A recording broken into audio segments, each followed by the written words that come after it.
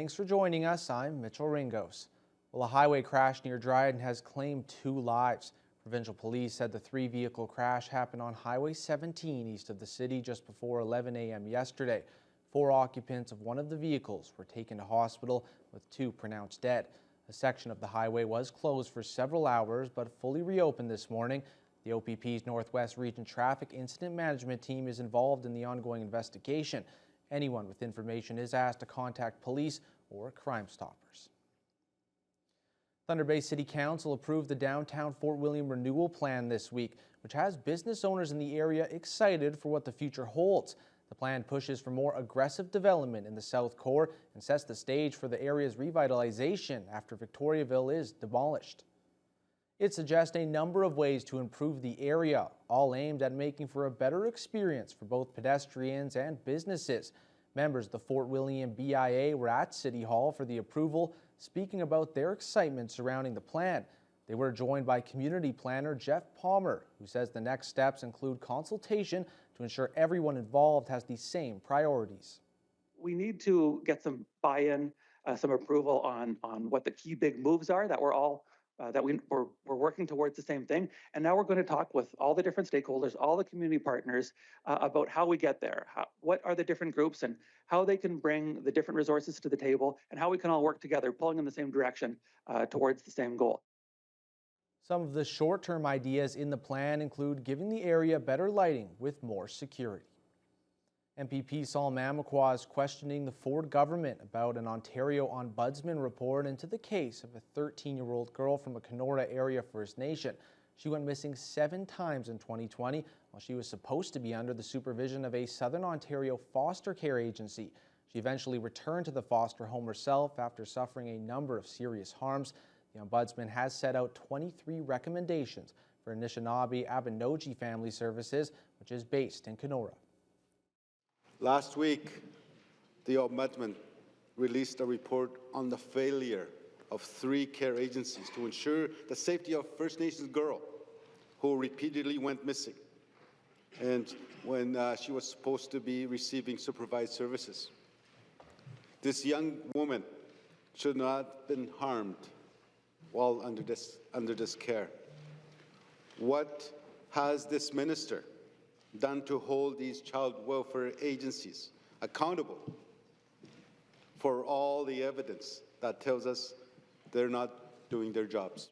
The events that are outlined in the Ombudsman report are absolutely unacceptable, Mr. Speaker. It's very clear. And as I mentioned, every single child, every single youth in our province needs to be in a safe and loving environment and a stable home. Again, regardless of whether they're in care, Mr. Speaker. The Ombudsman's report is going to be helpful as we are embarking on a child welfare redesign across the province. The head of the Ontario Native Women's Association was once again at the United Nations in New York this past week. Cora Maguire-Charette represented Onwa at the 22nd session of the UN's Permanent Forum on Indigenous Issues. You're addressing systemic discrimination and racism, right? And so a lot of people, would look at one issue as kind of one isolated issue by itself. But the issues we're facing as Indigenous people are so interconnected. The session focused on the human and territorial health of Indigenous populations in addition to their rights. Maguire-Charette and her fellow Onwa representatives called on all levels of government to make greater investments to ensure the safety of Indigenous women in particular. Maguire-Charette says the mental health crisis is one of the many factors that still plague Indigenous people to this day. You're looking at intergenerational trauma, you're looking at the connection to colonization, you're looking at patriarchy, you're looking at the removal of women from their communities, the disruption of passing on our language and our culture to our children. You're also looking at the child welfare, issues, that crisis that we're facing, and it's all connected. Maguire-Charette believes that investing in the healing and safety of Indigenous people will allow for the necessary changes to happen more quickly. Hospice Northwest annual hike for hospice has an official date set. The fundraising event is happening on May 28th this year. Participants will once again be walking around Boulevard Lake aiming to raise $65,000 to support palliative care efforts. Hospice Norwest helps those facing end of life, along with family members struggling with grief. This year, a new addition to the Hike for Hospice offers a unique way to grieve. It's called a wind phone, which is an old rotary-style telephone that anyone can pick up to experience the feeling of reconnecting with loved ones. Hike for Hospice is the 12th annual event that's being held on Sunday, May the 28th. It starts at St. Ignatius High School, where the doors open at 9 o'clock on Sunday, May 28th, and the opening ceremonies start at 10. And then shortly after, we'll head over to Boulevard and start the walk and head around Boulevard Lake. The wind phone is an idea that first came from a gardener in Japan who felt the need or the desire to talk to someone he'd lost. So he picked up a old-style rotary phone, and he called up his cousin. When I first heard about that, I just was really excited and really emotional because you know that you talk to your loved ones on your own, but to do it publicly like that, or in that private area that they're going to have set up, it's just a special thing. This year's Hike for Hospice will also include refreshments, entertainment, vendors, and a remembrance wall at the Adelaide Monarch Butterfly Garden. As a way to help keep Thunder Bay green and clean this Earth Day, Vista Realty Group held its annual cleanup event, where residents were invited to drop off any waste or unneeded items at the agency's sales office. In exchange for a monetary donation to either the Lakehead Conservation Authority or Adelaide Butterfly Garden, the event offered multiple amenities to the public to aid in the spring cleaning process. The services included secure shredding bins, a dump bin for waste, and a donation trailer for recycled goods like clothes and household items, which would go towards Twice as Nice thrift store. The event also gave away local milkweed seeds to the first 100 visitors to take home and plant.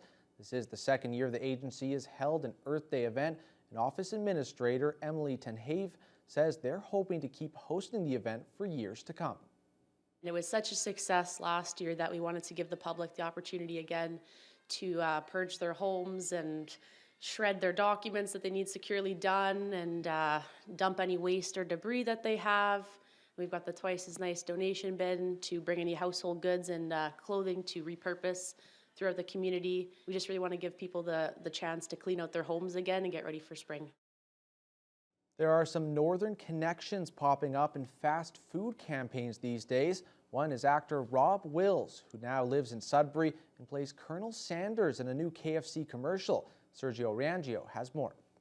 Pieces of seasoned chicken for $2.99. He's lived all around the region, and now Rob Wills of Sudbury is living in TVs across the country as the newest Canadian version of KFC's Colonel Sanders. And it is a little bit surreal, you're watching the hockey game and, and the Leafs are up 7-2 and, and there I am. After successfully auditioning for the role online, Wills took a 2-day trip to Toronto to don the famous chicken connoisseur's iconic suit. This version has the Colonel aghast that KFC is selling chicken for cheaper than he'd like. But the Colonel's not happy about the $2.99, that's my life's work, and it's only $2.99. Wills jokes that he'd take offense to people who'd call him Colonel Sanders in the past, but now he sees this as an honor, having fond memories of KFC as a kid. Dad would come home with a bucket and was like, yeah. Being an actor based in the North, Wills says this is an opportunity he wouldn't have been able to get in years past, and his talent agent says Northern actors are getting more local opportunities. Sudbury, Sault Ste. Marie, and North Bay are on the map in terms of projects that are high profile. What we have are people who are confident on camera, who look great on camera, and who are just as I said, as talented as anybody else. Northern Ontario actors are getting some notice, and that helps. And they get some experience, which really helps. Wills says he's always flattered to be recognized on the street and hopes this won't be the last time he dons the Colonel's suit. He'll be sharing some of that northern fast food fame with Timmins' own Preston Pablo, who's set to collaborate with Taco Bell on a marketing campaign. The two restaurants share the same parent company. Sergio Rangio, CTV News, Timmins. We're now joined by sports anchor Mike Lang. I will say I'm hungry, but also very excited for the Bill Salonen Cup final as the two teams who have made it. It's going to create a series to remember. Yeah, Mitch, I'm always hungry for playoff hockey. Yes. The Walleye and the North Stars are all set to meet in the Salonen Cup final. The schedule has also been released, so we'll have that story and more coming right up.